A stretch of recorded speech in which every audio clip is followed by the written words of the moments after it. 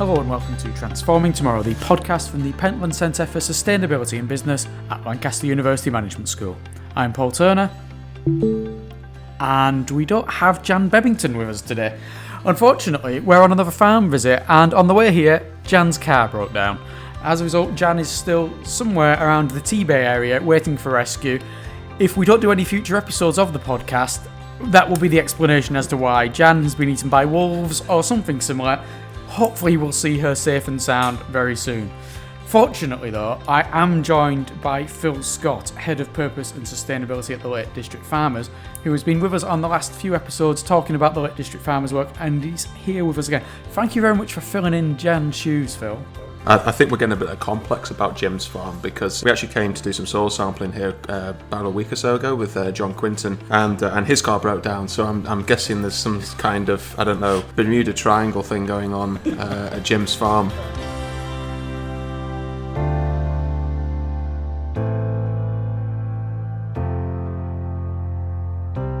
Yes, we are on Jim's farm, and the Jim in question is Jim Beary, who is the contract farmer here at Gaythorn Hall, which is not that far outside of T-Bay in the east of Cumbria, near a small village called Orton. I'd call it a small village. In Cumbria, it's about an average sized village because we don't really do very big sized places.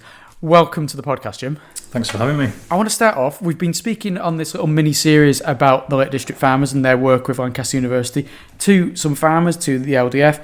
Just find out a little bit about what this farm is, how the farm is composed. How would you describe the farm and the work you do here? It's an upland farm, 1,200 acres in size, including some forestry, with rights on the adjoining fell, which extends to about another 2,500 acres.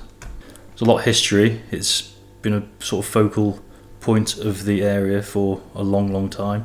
It's always been at the forefront of the kind of farming community in this area, stretching over 2 parishes. So the foundations are well set, and it's a great place to carry on pushing forward in the way we are at the moment. On our little drive here down the little lanes, we came across, I don't know how many manic lambs leaping here, there and everywhere. Can you tell us a little bit about what you're raising here, the types of animals that you've got on the farm? It's traditionally always been a sheep and beef farm. Many years ago they would have milked a few cows as well, as many farms did. So at the moment we're carrying on the tradition of the sheep and beef, albeit in a very different guise. We've also got a pastured poultry enterprise producing eggs. We've more recently started doing sort of rare breed pigs as well. And yourself then, how have you come to be here at Gaythorn Farm? What's your background? I grew up in Lancashire. My dad was a farm manager down there near Garstang. My uncle was an arable farmer near Liverpool. There wasn't really an opportunity for me to take over from my dad, as he didn't own the farm. My uncle was a tenant. There wasn't really an opportunity there for me either, unfortunately. In a roundabout way, I got myself farming through various different tenancies and jobs off farm, etc. And went to New Zealand for a while, farmed in Staffordshire for a number of years, then went across to the Peak District, and then the kind of way I was farming evolved, and I could see the environmental side getting stronger and stronger, and I thought I could see that was a direction of travel policy-wise, but also that's where my interest has grown over the years. So there was an opportunity here about 3 years ago, and I thought it would be a good move because the farm had a lot of potential, and the region was really good for adding value and doing things like we're going to talk about today. So I was lucky enough to get the opportunity to move across. You talk about this particular region. What do you feel special about farming in this part of the world? It's a massive part of the culture in Cumbria, for a start. The environmental side is integral to the landscape in the Lake District and the Dales. And also, there's quite a big kind of food scene, really, so there was a good opportunity to sell stuff directly and add value inside and outside of Cumbria. You talk about the traditional landscape, and this is what you can see around here when you drive over, is what you think of a lot of the times when you think of Cumbria. You've got the fells, you've got the dry stone walls, you've got the sheep out there grazing.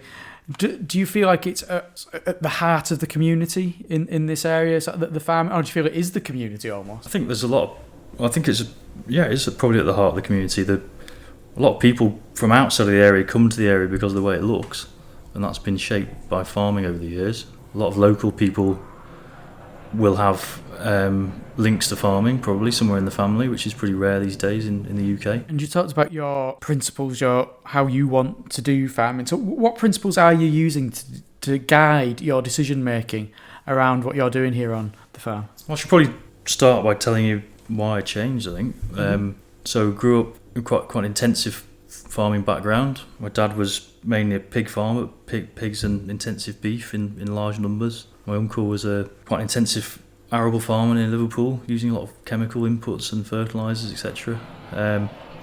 My kind of background, how I grew up, was very intensively based.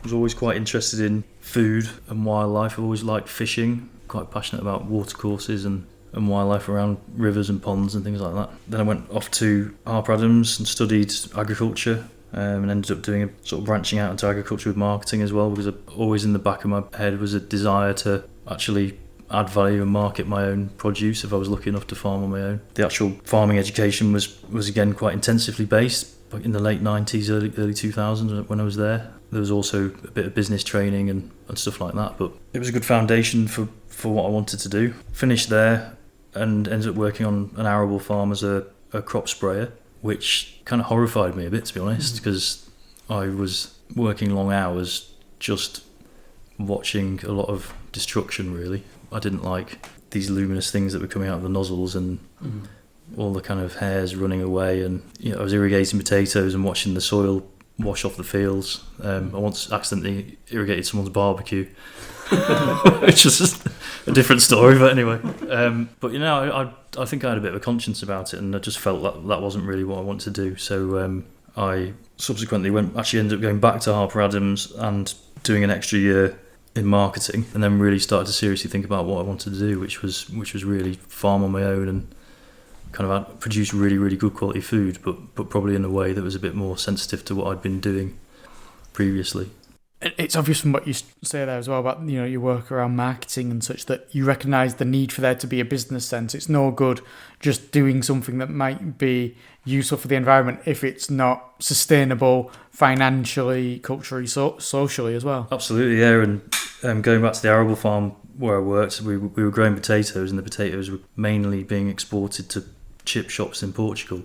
And I kind of thought, this is absolutely insane, and I really had a desire from probably before then to sell stuff more locally and more directly. How have you been applying all this background you're learning, what your internal principles then, to the work you've been doing here at Gaythorn Hall? Well, I've had a few practice runs on different farms, but fundamentally getting the farm infrastructure right to start with. So I, over the years, learned quite a lot about rotational grazing, which probably started in New Zealand, albeit quite intensive out there, but the principle was right. So coming to a new farm, and this would be the fourth farm I would have been on now, in my own right as such. So the first thing to get right was the infrastructure. So if we want to graze livestock effectively, we needed to be able to get water everywhere without relying on natural watercourses, and we needed to be able to split the farm up.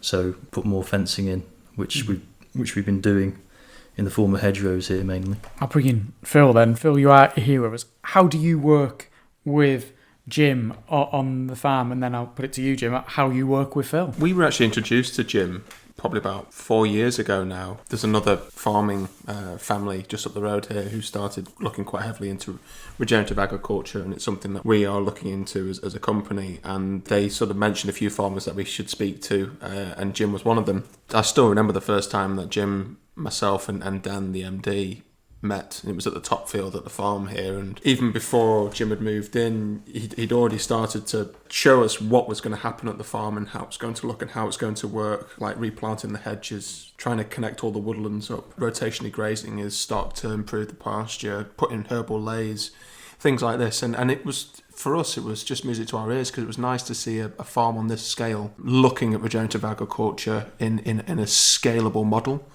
And that's what we got really excited about. And Jim's one of these guys. He's not afraid to give something a go. He'll just say, "Yeah, let's do it. Let's give it a go. Let's see how it works." And I do a lot of engagement with Jim. There was one point where his wife thought I was moving in. It's like, "You're here every day." I was like, "I know, but we've got to get this right." It's from that we've done a lot of engagement with chefs. A lot of the chefs that we work with now follow Jim on Instagram, which is great because they can see from literally where it's actually happening, rather than just coming through me in a nice pamphlet saying, "Look at this." They've been to the farm and then they follow the journey of of Jim on his regenerative agricultural pathway. What is it you're sharing on your Instagram feed then, Jim? Is it a day in the life almost of a farmer here, or is there more to it than that? If we're going to move a mob of cows, I'll take a few photos and kind of briefly explain what we're doing. I'm not one of these people that goes around doing these videos. I'm not really into that, but I do like to just sort of document. It's almost like a diary for me. People that own the farm are on it, and people we deal with, people from the park authority, chefs, etc. So it's quite a nice way of kind of linking it all together, really. And it's also giving an insight to people who wouldn't necessarily know. It might be obvious to you what happens here, but people who aren't in that agricultural background are getting an insight into it. And it sounds like the chefs are following you there. They're learning about where the food that they're presenting rather, is coming from. Yeah, absolutely. Yeah, and up until fairly recently, most of my produce went to supermarkets. Not necessarily got anything against the supermarkets. We had quite a good relationship with them in many ways, but the story of what we were doing was lost. As soon as something left the farm, that was it. The consumer, when they pick something off a shelf in the supermarket, doesn't see what all the good things that we've been doing here, and they don't. My sort of passion for my job is lost there as well. They don't. That can't come across with that sort of relationship. Whereas with what we're doing now, working with LDF and whoever else, it's the link's a lot closer, and it just works a lot better.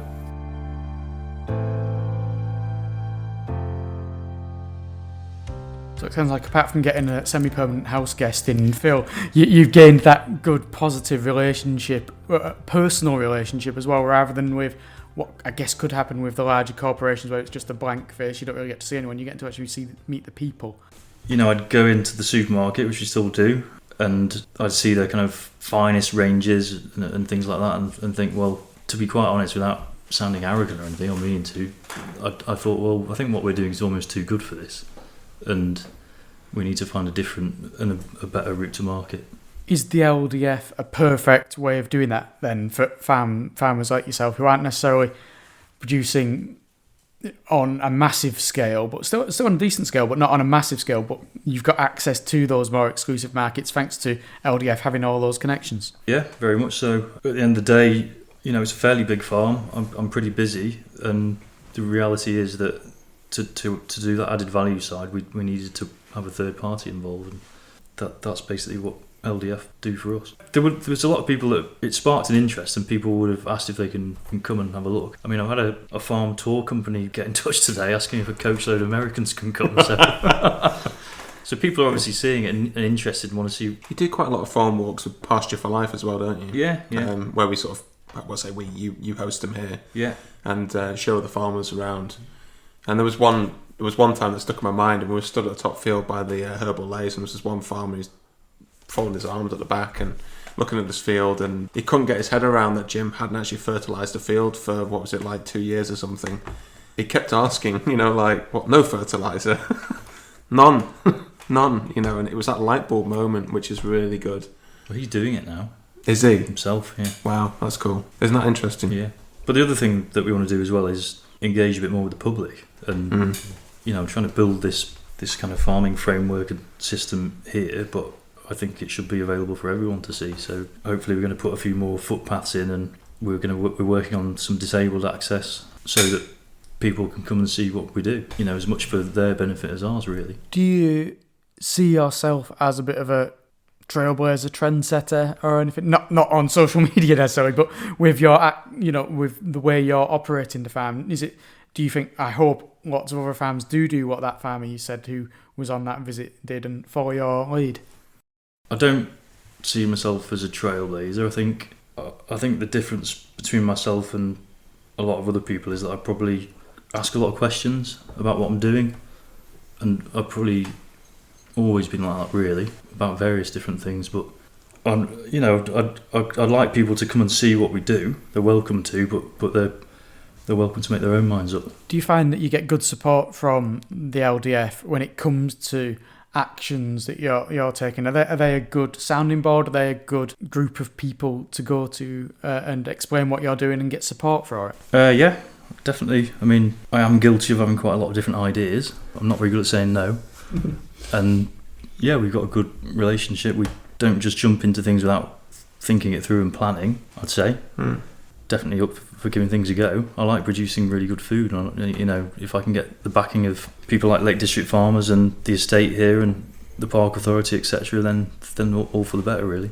So you talk about you have lots and lots of different ideas. What's working well then on the farm, sustainability wise, be that financial, social, environmental, cultural, whatever form of sustainability? What have you put in place that's really working well? We've gone from not making any money with a full BPS payment to now having about a third of that payment and being profitable. It's showing that the farming system's working.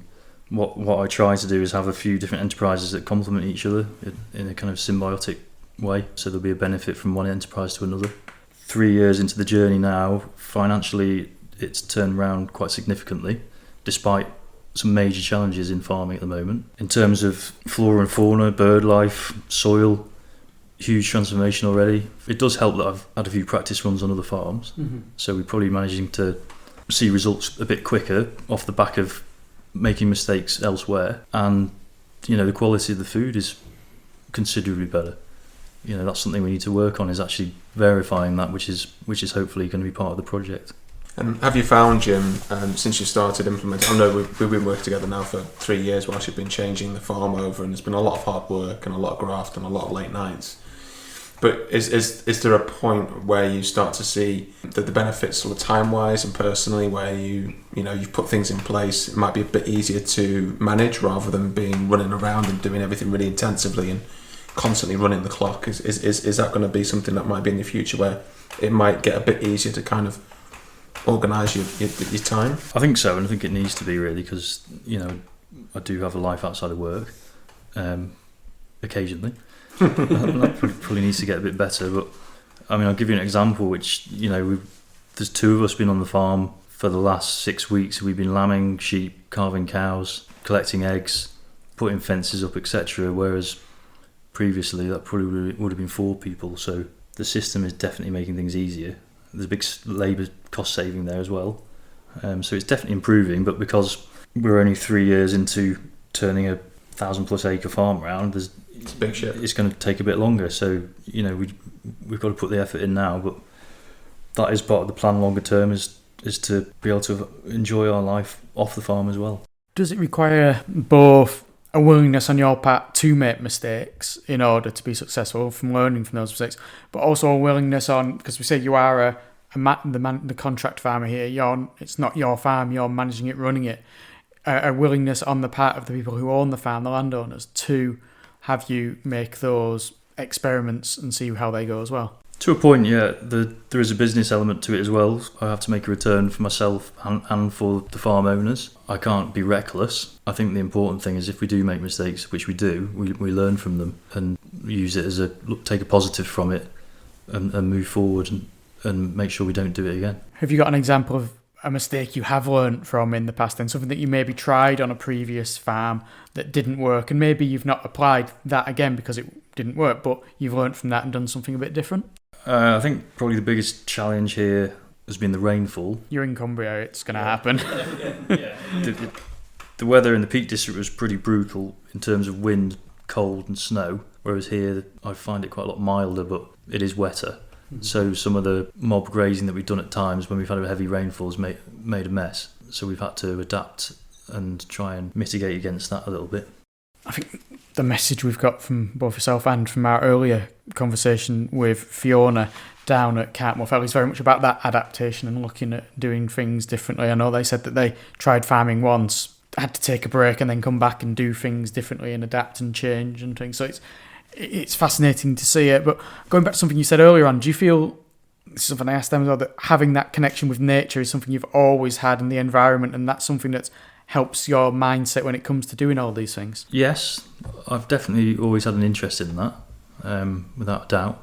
I remember when I was probably 9 or 10 years old reading books about recycling and things like that, so I've always had an interest and a bit of an environmental conscious, I think. Always been quite interested in really good food, and like I say, I've always liked fishing and knocking around with my air rifle when I was a kid and growing spuds in the back garden and things. So yeah, the interest has always been there. But going back to what you were saying before as well about making mistakes, that another important part of it is actually wanting things to work. So if you make a change, there's got to be a willingness there to want it to work. There's a lot of people that I come across who will very loosely try something perhaps I've done or another farmer's done, but then they'll shoot it down straight away saying, oh, this doesn't work. But I just don't feel like they've ever wanted it to work.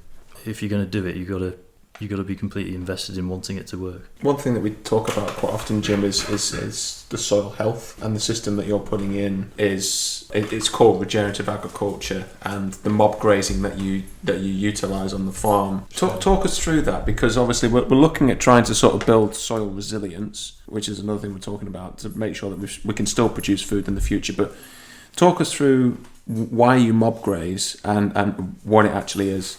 The soil is the kind of bedrock of everything, so we've got to get that right for everything else to work. So there's various different things we've done. We did a lot of in-depth analysis when we first came. We're taking that a stage further with the project with you guys. Done a few things like cover crops, compost sprays, etc., to try and improve structure and microbiology, etc. But also the system, largely with the cattle, really helps, because it makes it easier for me to manage them, because I'm not driving all over the farm checking mobs of animals here and there. We've got bigger groups of animals moving frequently, fertilising as they go, stimulating biology, allowing pastures to rest, trampling organic matter back in. So they're a kind of tool, really, as much as anything, which helps the soil. And we're seeing results already from that. Mm. We changed the way we're wintering the cattle, so instead of keeping the suckler cows inside all winter, they're now outside.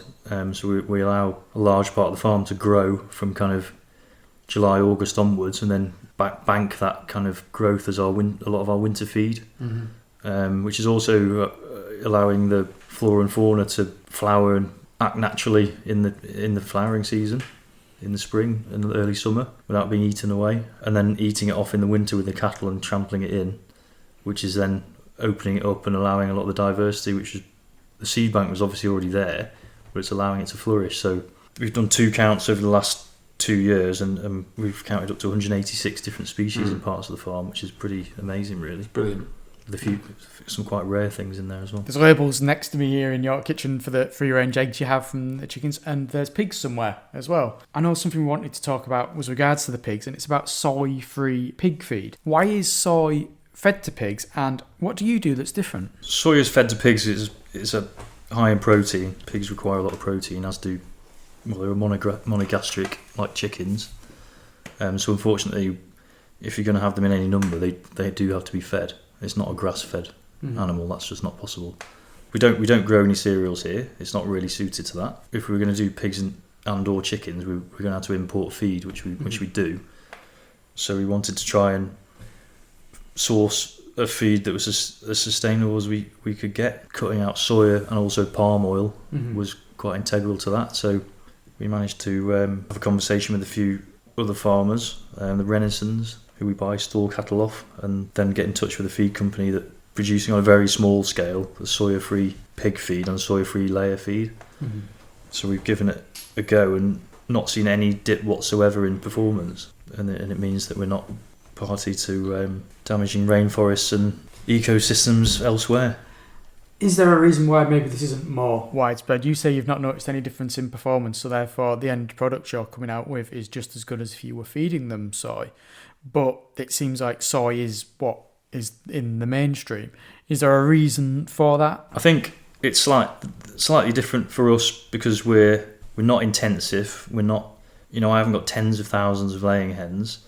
I think perhaps on a more intensive farm where it's very performance driven, there would perhaps be a difference. My focus here is really quality over quantity, so it doesn't matter quite as much. If we want to add value and claim to be doing as much as we can for the environment, we need to be not using things like soy and palm oil. How many chickens do you have here? There's about 1,000 laying hens, which sounds a lot, but it's not. I've got a friend up the road who's got 32,000, and that's not even that big.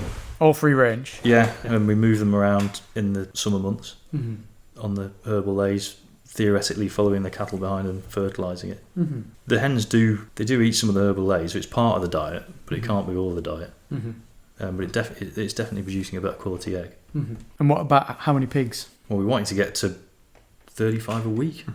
Something like that. So we're trying to work up to 600 or 700, but at the moment we're a long way off that. Yeah. But another good thing about the pigs is that we're sort of working with some of the breed societies, and like the Oxford Sandy and Black, for instance, was only a year or two ago. You've probably seen it's the same pigs they've got on Clarkson's farm.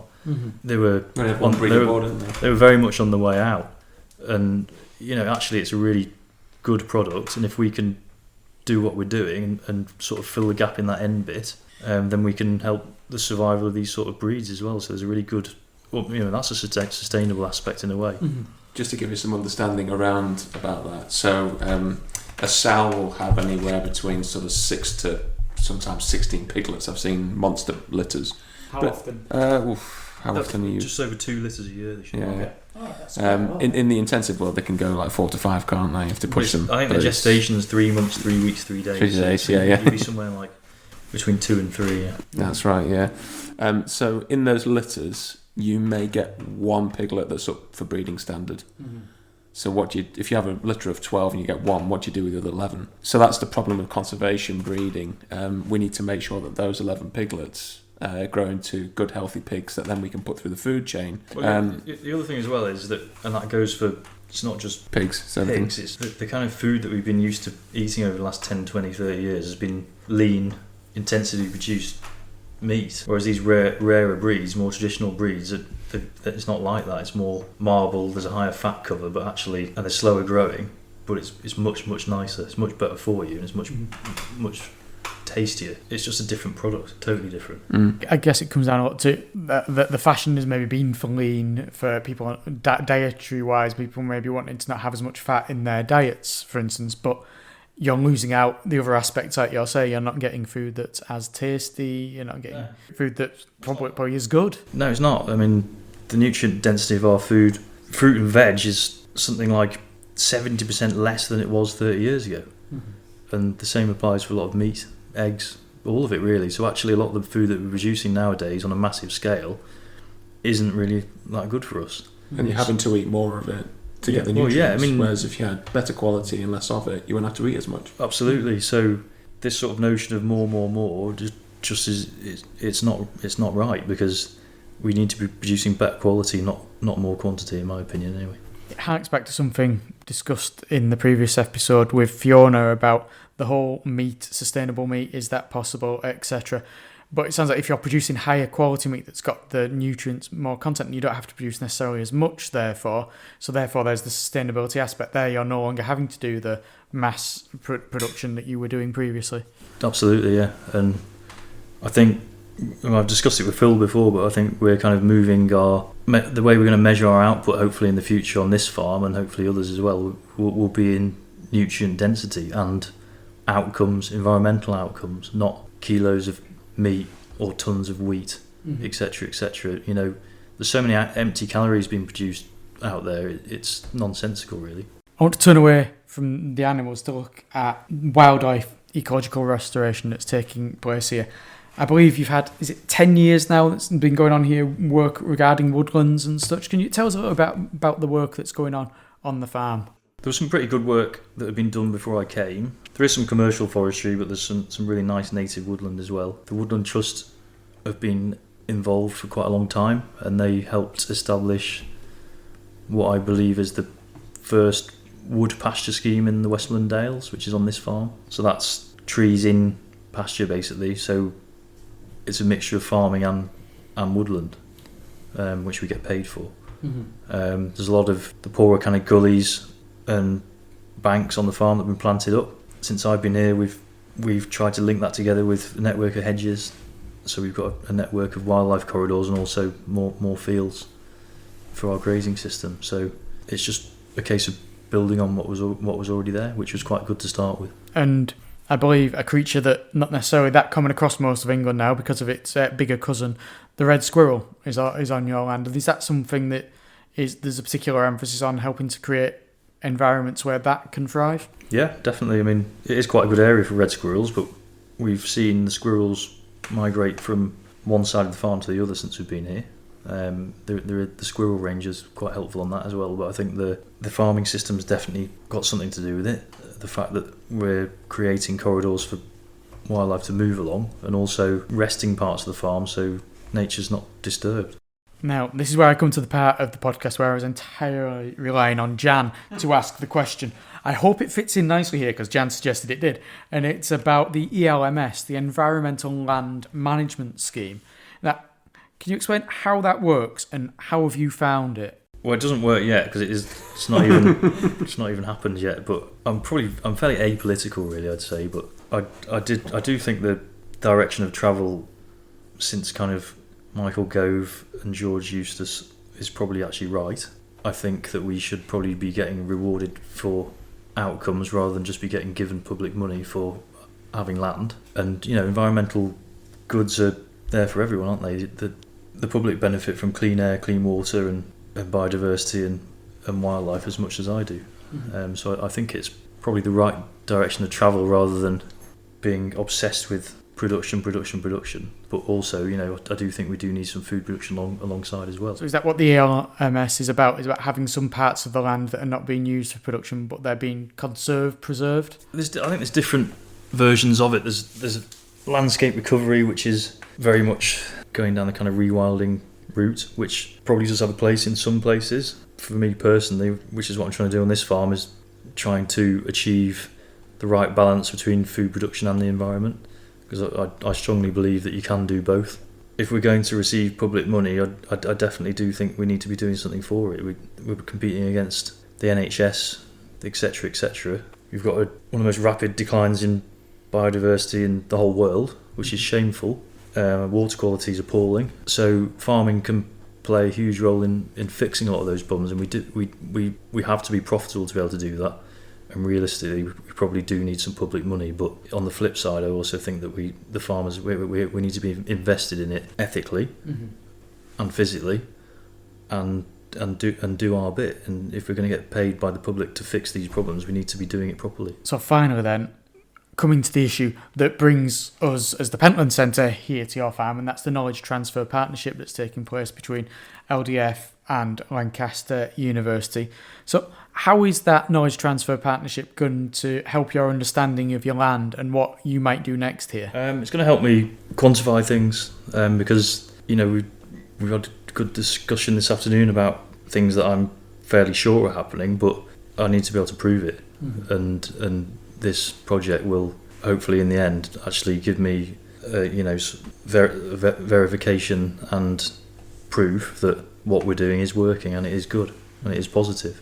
I want verification that what I'm doing is working, basically, and the ability to prove to the powers that be and the consumer and the taxpayer that this way of farming works in terms of producing nutritious food and also improving and looking after the environment. And what would you like to imagine this farm is going to look like in 5-10 years' time? What changes would you think you'd like to see in place by that point? I just want to keep building on what's already been done, and including, even going back hundreds of years, because there's things that farmers were doing on this farm 500 years ago that were good, really good, and we'll probably actually end up going back to a lot of those things. So I want to just keep building on all the positives, really. Thank you very much, Jim. It's been really nice having you here as a guest, learning all about your experiences here at Gaythorn Hall. And thank you very much, Phil, for filling in for Jan while she is currently flagging down any passing motorist who wants to save her. Well, that is the end of this episode, and it's also the end of the series with the Lake District farmers on the Knowledge Transfer Partnership.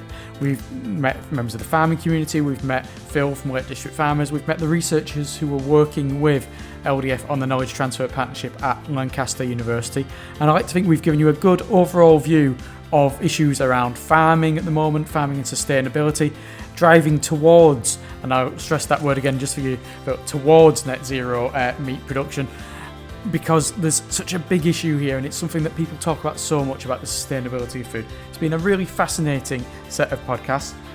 Next time, we're moving on to something completely different, where we'll be having some economists in the studio, 3 of them in fact, Dakshina De Silva, Aurelie Schlechten and Anita Schiller, and they're going to be talking to us all about green spending and attitudes towards pollution in industry. Until then, I'm Paul Turner, and Jan, we're coming to find you.